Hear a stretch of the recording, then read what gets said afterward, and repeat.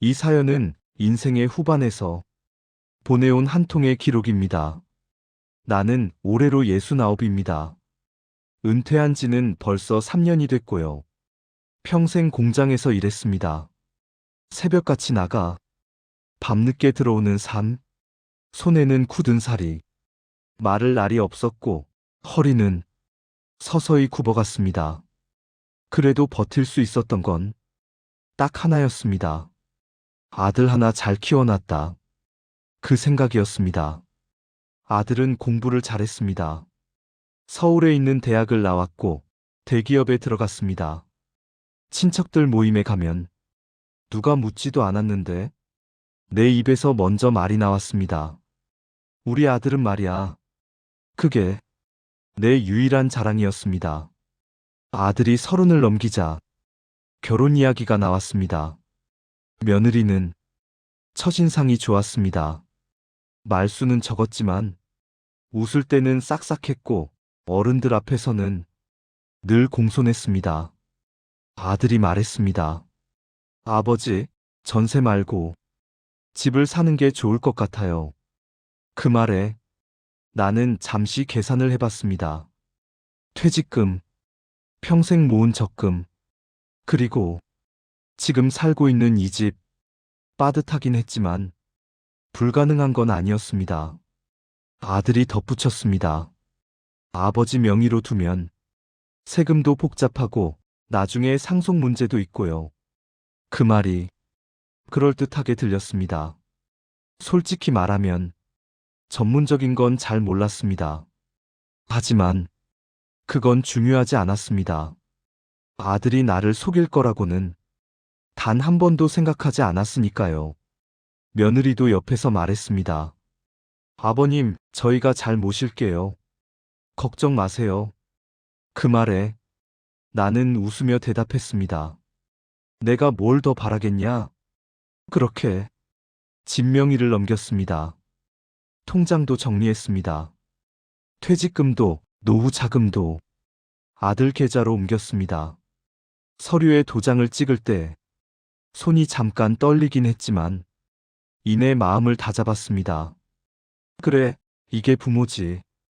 그날 저녁 혼자 방에 누워서 천장을 바라보는데 이상하게도 눈물이 나더군요.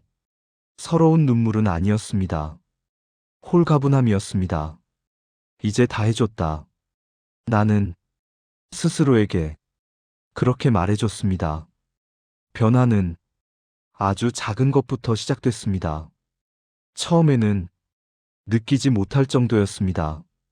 아들에게 전화하면 전처럼 바로 받지 않았습니다. 아버지, 회의 중이에요. 지금 운전 중이라서요. 예전엔 회의 중이어도 잠깐 나와서 봤던 아이였습니다. 며느리도 조금씩 달라졌습니다.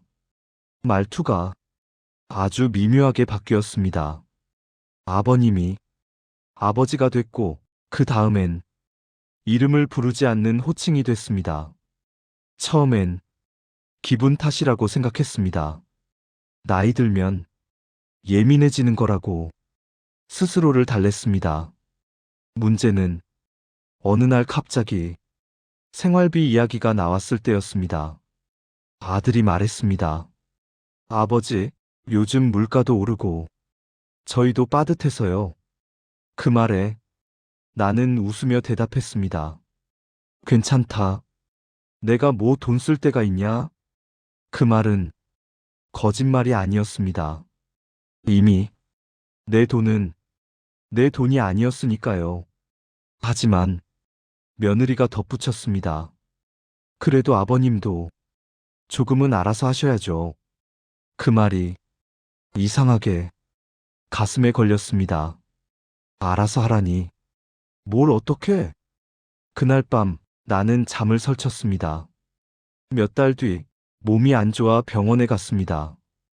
의사는 말했습니다. 허리 쪽이 많이 안 좋습니다.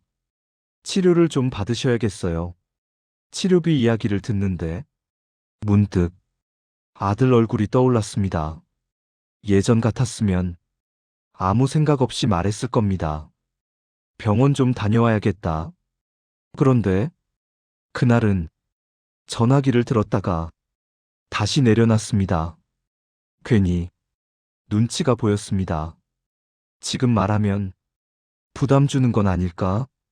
그 생각이 머릿속을 떠나지 않았습니다. 그날 저녁 아들은 이렇게 말했습니다. 아버지, 요즘은 병원비도 본인 부담이잖아요. 그 말에 나는 고개를 끄덕였습니다. 그렇지. 짧은 대답 뒤에 방으로 들어왔습니다. 문을 닫고 나서야 가슴이 답답해졌습니다. 나는 분명 아버지였는데 어느 순간부터 짐이 되어 있었습니다. 그리고 결정적인 사건은 그 다음 달에 일어났습니다. 아들이 조심스럽게 말했습니다.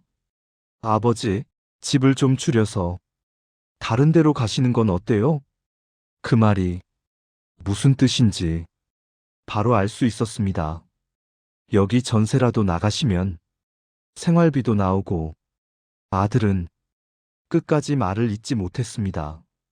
나는 한동안 아무 말도 하지 않았습니다. 이 집은 내가 평생 일해서 산 집이었고 내 이름으로 단 하루도 살아보지 못한 아들 명의의 집이었습니다. 그 사실이 그날에서야 뼈에 사무쳤습니다. 그날 밤 나는 처음으로 이런 생각을 했습니다. 혹시 내가 너무 쉽게 모든 걸 준 건 아닐까? 하지만 이미 늦었습니다. 도장은 찍혔고 통장은 비어 있었고 내 이름은 어디에도 없었습니다. 그리고 나는 아직 몰랐습니다. 이건 시작에 불과하다는 걸. 며느리의 말은 아주 조심스러웠습니다. 아버지, 저희도 생활이 있어서요. 말투는 공손했지만 그 안에 담긴 뜻은 분명했습니다. 이 집에서 나는 더 이상 중심이 아니었습니다. 그날 이후로 집안의 공기가 달라졌습니다. 아침에 일어나 거실로 나오면 이미 식탁은 치워져 있었고, 아버지, 아침은 드셨어요? 라는 말은 형식적으로만 남았습니다. 예전엔 반찬 하나라도 내 앞에 먼저 놔주던 며느리였습니다. 이제는 내가 앉아있든 말든 자기들 이야기만 했습니다. 나는 소파 끝에 앉아 텔레비전 소리만 듣고 있었습니다. 어느 날 며느리가 집 구조 이야기를 꺼냈습니다. 아버지 방이 거실이랑 너무 가까워서요. 그 말에 나는 고개를 들었습니다. 밤에 TV 소리도 들리고 저희도 좀 불편하거든요. 아들은 그 말에 맞장구를 쳤습니다. 아버지, 안방이랑 바꿀까요? 아니면 작은 방으로 옮기시는 게. 작은 방. 창문 하나 없는 베란다 옆방이었습니다. 나는 한참을 말없이 앉아 있다가 고개를 끄덕였습니다. 그래라. 그 말밖에는 할 수 있는 게 없었습니다. 방을 옮기는 날 나는 혼자 짐을 쌌습니다. 평생 모아둔 사진들, 작은 라디오, 젊은 날 쓰던 수첩. 그걸 들고 작은 방으로 들어가는데 문득 이런 생각이 들었습니다. 내가 언제부터 이 집에서 눈치를 보게 됐지? 하지만 그 생각은 곧 스스로 지워버렸습니다. 다 내 자식이 잘 되자고 한 선택이잖아. 그렇게 또 나 자신을 설득했습니다. 며칠 뒤 몸이 더 안 좋아졌습니다. 허리가 아파 밤에 잠을 제대로 잘 수 없었고 아침에 일어나면 다리가 저릿했습니다. 병원에 가야겠다는 생각이 들었지만 선뜻 말을 꺼내지 못했습니다. 괜히 한마디 던질까봐. 요즘 돈도 많이 드는데. 그 말이 먼저 나올까봐 입을 다물었습니다. 결국 혼자 병원에 다녀왔습니다. 진료를 마치고 대기실에 앉아 있는데 주변에 나 같은 노인들이 많았습니다. 누군가는 아들이 옆에 있었고 누군가는 혼자였습니다. 나는 혼자였습니다. 진료비를 내면서 카드를 꺼냈는데 잔액이 부족했습니다. 한 번 더 긁어도 안 됐습니다. 그 순간 창구 직원이 조용히 말했습니다. 다른 카드 있으세요? 나는 고개를 저었습니다. 그날 나는 처음으로 아들에게 전화를 걸었습니다. 아버지? 전화기 너머의 목소리는 분명 아들이었는데 왠지 멀게 느껴졌습니다. 병원에 왔는데 치료비가 좀 부족해서 잠깐의 정적. 아들은 한숨을 내쉬듯 말했습니다. 아버지, 그런 건 미리 말씀해 주셔야죠. 그 말이 칼처럼 꽂혔습니다. 지금은 제가 회의 중이라서요. 그리고 전화를 끊었습니다. 나는 한동안 그 자리에 서 있었습니다. 창구 직원은 아무 말도 하지 않았습니다. 그 침묵이 더 창피했습니다. 집으로 돌아오는 길, 비가 내렸습니다. 버스 창가에 앉아 젖은 유리를 바라보는데 문득 이런 생각이 들었습니다. 내가 언제 이렇게 초라해졌지? 예전에 나는 아들이 힘들 때 먼저 손 내밀던 사람이었습니다. 이제는 돈 얘기를 꺼내는 것조차 미안한 사람이 되어 있었습니다. 그날 저녁 식탁에서 며느리가 말했습니다. 아버님, 병원 다녀오셨어요? 나는 괜히 아무 일 아닌 척했습니다. 그냥 좀. 그러자 며느리는 이렇게 말했습니다. 앞으로는 병원비나 이런 건 미리 상의해 주세요. 상의. 그 단어가 이상하게 들렸습니다. 나는 부탁한 적이 없었습니다. 그저 내 돈이었을 뿐인데 이제는 허락을 받아야 하는 일이 되어 있었습니다. 며칠 뒤 아들이 새로운 이야기를 꺼냈습니다. 아버지, 요즘 전세가가 많이 내려갔대요. 그 말에 나는 가슴이 철렁 내려앉았습니다. 지금 집을 전세 주고 아버지는 조금 작은 데로 가셔도 아들은 끝까지 말하지 않았지만 뜻은 분명했습니다. 이 집에서 나가달라는 말. 나는 한동안 말을 잇지 못했습니다. 아버지, 저희도 애 계획이 있어서요. 며느리가 조용히 덧붙였습니다. 그 순간 나는 내가 이 집에서 어떤 존재인지 명확히 알게 됐습니다. 부모가 아니라 공간을 차지하는 사람. 그날 밤 방에 누워 천장을 보며 잠을 이루지 못했습니다. 문득 서류에 도장을 찍던 날이 떠올랐습니다. 그때의 나에게 말해주고 싶었습니다. 조금만 천천히 하자고. 하지만 이미 지나간 일이었습니다. 며칠 후 우편함에 내 이름으로 된 편지가 하나 도착했습니다. 은행에서 온 안내문이었습니다. 열어보니 잔액은 생각보다 더 적었습니다. 나는 그 종이를 들고 한참을 서 있었습니다. 그리고 처음으로 이런 생각을 했습니다.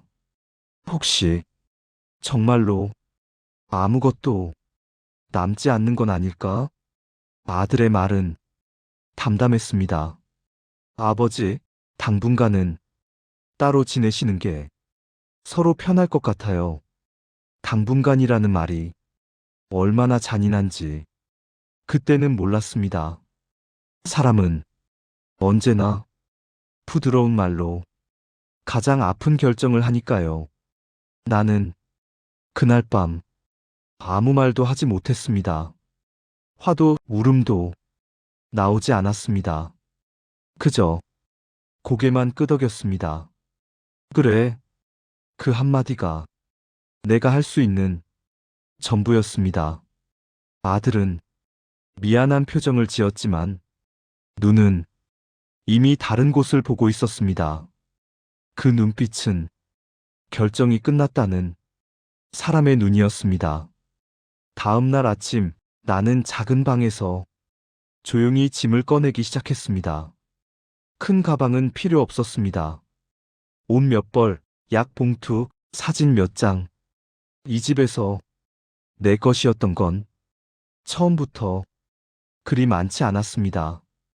거실로 나오니 며느리는 아무 말도 하지 않았습니다. 그 침묵이 고마워해야 할지 서러워해야 할지 알 수 없었습니다. 문을 나서기 전 나는 집을 한번 돌아봤습니다. 이 집에서 나는 아들을 키웠고 아내를 떠나보냈고 노년을 보낼 줄 알았습니다. 하지만 이제는 손님도 아닌 짐이 되어 나가고 있었습니다. 아들은 현관까지 따라 나왔습니다. 아버지, 연락드릴게요. 나는 그 말이 지켜지지 않을 거라는 걸 이미 알고 있었습니다. 그래도 고개를 끄덕였습니다. 부모는 끝까지 자식의 말을 믿는 사람이니까요. 나는 아내의 낡은 가방을 들고 집을 나왔습니다. 갈 곳은 정해지지 않았습니다. 처음엔 찜질방이 떠올랐고 그 다음엔 여관이 떠올랐습니다. 하지만 지갑을 열어보는 순간 현실이 보였습니다. 내 손에 남은 돈은 생각보다 훨씬 적었습니다. 이걸로 얼마나 버틸 수 있을까? 그 질문이 머릿속을 떠나지 않았습니다. 결국 나는 구청을 찾았습니다. 복지 상담 창구 앞에 앉았을 때 괜히 고개가 숙여졌습니다. 직원이 물었습니다. 가족분들은 도움이 어려우신가요? 그 질문에 나는 한참을 말하지 못했습니다. 입을 열면 모든 걸 인정해야 할 것 같았기 때문입니다. 아들이 있습니다. 그렇게 말하자 직원은 조용히 고개를 끄덕였습니다. 그래도 어르신 상황을 확인해 보겠습니다. 그 말에 이상하게 눈물이 날 뻔했습니다. 낯선 사람이 그 한마디가 그날 처음으로 나를 사람처럼 대해주는 말 같았기 때문입니다. 임시로 노인 쉼터를 안내받았습니다. 작은 방, 낯선 냄새, 모르는 사람들, 침대에 앉아 가방을 내려놓는데 가슴이 텅 빈 느낌이 들었습니다. 나는 이곳에 있어야 할 사람이 아니라고 스스로에게 말하고 싶었지만 사실은 여기가 내가 갈 수 있는 유일한 곳이었습니다. 며칠이 지나도 아들에게서는 연락이 없었습니다. 나는 먼저 전화하지 않았습니다. 혹시나 바빠서 라는 말을 다시 듣게 될까봐 그 말이 더 이상 버틸 자신이 없었기 때문입니다. 대신 밤마다 아들의 어린 시절 사진을 꺼내봤습니다. 그 아이를 이렇게 키운 사람이 지금의 나라는 사실이 믿기지 않았습니다. 그러던 어느 날 쉼터에서 한 통의 전화가 왔습니다. 씨 맞으시죠? 낯선 번호였습니다. 예, 그런데요. 전화기 너머의 목소리는 조심스러웠습니다. 저 예전에 같이 일하셨던 김입니다. 순간 기억이 스쳤습니다. 젊은 날 같은 공장에서 일했던 후배. 그는 내가 은퇴한 뒤 연락이 끊겼던 사람이었습니다. 어디 계신다는 얘기 듣고 혹시나 해서 전화드렸습니다. 나는 아무 말도 하지 못했습니다. 그는 잠시 머뭇거리다 이렇게 말했습니다. 형님, 아들한테서 나오신 거 맞죠? 그 질문에 모든 게 들킨 것 같았습니다. 나는 그에게 모든 걸 말하지는 않았습니다. 그저 사정이 좀 있다고만 말했습니다. 그러자 그는 단호하게 말했습니다. 그럼 잠깐이라도 제 집으로 오세요. 그 말에 나는 괜히 웃었습니다. 괜찮다. 패 끼치기 싫다. 그러자 그는 이렇게 말했습니다. 형님, 형님이 저한테 패가 될 수 있는 사람입니까? 그 한마디에 가슴이 무너졌습니다. 그날 밤 나는 오랜만에 따뜻한 밥을 먹었습니다. 김의 아내는 아무것도 묻지 않았습니다. 그저 밥을 차려주고 이불을 내주었습니다. 그 평범한 배려가 이상하게 더 아팠습니다. 이건 가족이 해야 할 일인데 그 생각이 머릿속을 떠나지 않았습니다. 며칠 뒤 김이 말했습니다. 형님, 아들한테 연락은 해봤어요? 나는 고개를 저었습니다. 그는 잠시 망설이다가 이렇게 말했습니다. 형님, 혹시 집이랑 돈 다 넘기신 겁니까? 그 질문에 나는 끝내 고개를 끄덕였습니다. 그는 아무 말도 하지 않았습니다. 그 침묵이 어떤 욕보다 더 아팠습니다. 그날 밤 나는 잠을 이루지 못했습니다. 내 인생을 처음부터 다시 되짚어봤습니다. 그리고 처음으로 이런 생각을 했습니다. 내가 잘못 키운 건 아닐까? 아들을 너무 믿었고, 너무 보호했고, 너무 다 줘버렸던 건 아닐까? 그 질문은 나를 잠들게 두지 않았습니다. 구청에서 걸려온 전화는 짧고 조심스러웠습니다. 어르신, 자녀분 관련해서 확인하실 사항이 하나 더 있습니다. 그 말투에는 이미 여러 번 비슷한 전화를 해봤다는 익숙함이 묻어 있었습니다. 나는 전화를 쥔 손에 힘이 들어가는 걸 느꼈습니다. 무슨 일입니까? 잠시 정적 후 담당자는 서류를 넘기는 소리를 냈습니다. 어르신 명의로 되어 있던 마지막 통장 하나가 얼마 전 해지된 기록이 있습니다. 마지막 통장. 나는 그 통장을 알고 있었습니다. 아내가 생전에 혹시 모르니까라며 남겨두자던 돈.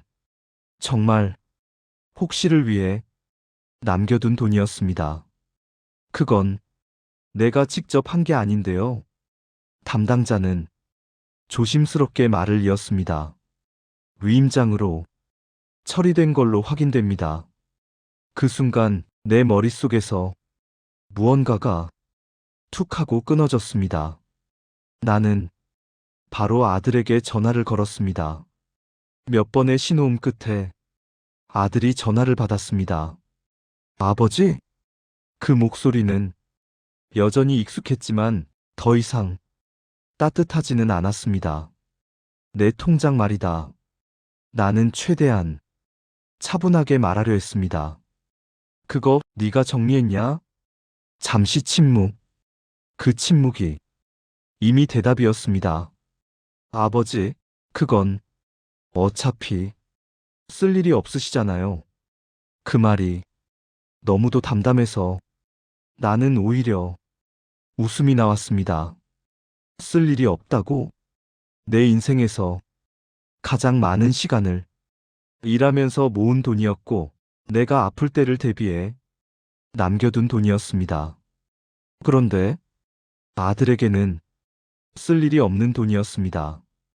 그건 내 마지막이었다. 그 말을 하자 아들은 조금 날카로워졌습니다. 아버지, 지금 와서 그런 말씀하시면 저도 곤란해요. 곤란. 그 단어가 이 모든 상황을 설명하고 있었습니다. 부모의 노후보다 곤란한 건 자기 생활이었습니다. 나는 더 이상 말하지 않았습니다. 그날 아들과의 통화는 그게 마지막이었습니다. 전화를 끊고 나서 한참을 가만히 앉아 있었습니다. 분노는 생각보다 오래가지 않았습니다. 대신 이상할 정도로 머리가 맑아졌습니다. 이제 정말로 끝이구나. 부모로서의 역할도 기대도 미련도. 며칠 뒤 나는 구청에 다시 갔습니다.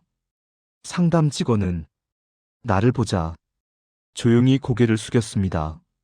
어르신, 법적으로는 이미 정리된 부분이 많습니다. 그 말은 돌려 말한 되돌릴 수 없다는 뜻이었습니다. 나는 고개를 끄덕였습니다. 그냥 확인만 하러 왔습니다. 직원은 내게 기초생활 지원과 노인주거 지원에 대해 차분히 설명해 주었습니다. 그 설명을 들으며 나는 처음으로 이 현실을 부정하지 않았습니다. 며칠 뒤 나는 작은 임대주택으로 옮겼습니다. 방 하나, 작은 부엌, 낡은 창문. 하지만 그곳에는 한 가지가 있었습니다. 눈치 볼 사람이 없다는 것. 그 사실 하나만으로도 밤에 잠이 왔습니다. 짐을 풀다가 아내 사진이 담긴 작은 액자를 꺼냈습니다. 사진 속 아내는 여전히 조용히 웃고 있었습니다. 나는 사진을 바라보며 처음으로 이렇게 말했습니다. 당신 말이 맞았어. 아내는 언제나 말했었습니다. 사람은 다 죽고 나면 남는 게 없을 수도 있어. 그때의 나는 그 말을 흘려들었습니다. 김이 종종 연락을 해왔습니다. 형님, 밥은 잘 드세요? 그 한마디가 이상하게 가슴을 따뜻하게 했습니다. 혈연은 아니었지만 그는 나를 버리지 않았습니다. 그 사실이 나를 다시 일으켜 세웠습니다. 어느 날 구청에서 자원봉사 제안을 받았습니다. 노인 쉼터에서 비슷한 처지의 사람들에게 말벗이 되어달라는 부탁이었습니다. 처음엔 망설였습니다. 내 인생이 누군가에게 도움이 될 수 있을지 확신이 없었습니다. 그래도 나가봤습니다. 그곳에는 나와 비슷한 사람들이 있었습니다. 자식에게 집을 넘긴 사람, 연금을 대신 관리하게 했다가 연락이 끊긴 사람, 혼자가 된 사람들. 그들의 이야기를 들으며 나는 깨달았습니다. 이건 나 하나의 이야기가 아니라는 걸. 어느 날 한 노인이 내게 물었습니다. 그래도 자식 미워지지 않소? 나는 한참을 생각하다가 이렇게 대답했습니다. 미워하기엔 너무 많이 줬고 기대하기엔 이미 끝났습니다. 그 말은 상대에게 하는 말이 아니라 나 자신에게 하는 정리였습니다. 나는 아들에게 다시 연락하지 않았습니다. 기다리지도 않았습니다. 혹시 언젠가 아들이 먼저 찾아온다면 그땐 문을 닫지 않겠지만 문 앞에서 기다리지는 않기로 했습니다. 그게 내가 선택한 마지막 존엄이었습니다. 이제 내 통장에는 큰 돈이 없습니다. 집도 없습니다. 하지만 하나 남은 게 있습니다. 나를 지킬 수 있는 선택권. 누군가에게 다시 모든 걸 넘기지 않을 권리. 사람들은 말합니다. 자식에게 다 주는 게 부모의 사랑이라고. 하지만 나는 이제 다르게 말하고 싶습니다. 사랑은 남겨두는 겁니다. 자식을 위해서도, 그리고 자기 자신을 위해서도. 이 이야기를 여기까지 들으셨다면 당신께 꼭 한마디 드리고 싶습니다. 아직 결정하지 마세요. 아직 전부 주지 마세요. 부모의 인생은 자식의 결혼으로 끝나지 않습니다. 나는 전 재산을 주고 많은 걸 잃었습니다. 하지만 늦게나마 한 가지는 되찾았습니다. 나 자신. 그리고 그것 하나면 남은 인생을 버텨볼 수 있을 것 같습니다. 이 이야기가 당신의 마음 어딘가에 조금이라도 닿았다면 구독과 좋아요로 조용히 함께 해주세요. 당신의 한 번의 선택이 다음 이야기를 이어가게 합니다.